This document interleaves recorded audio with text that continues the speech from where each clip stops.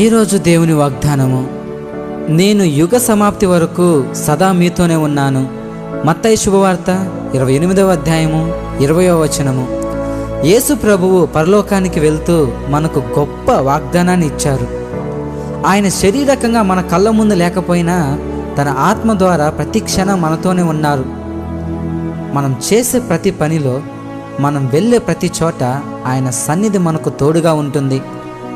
మనం ఒంటరి వాళ్ళము కాదని ఎప్పుడూ అనుకోవద్దు.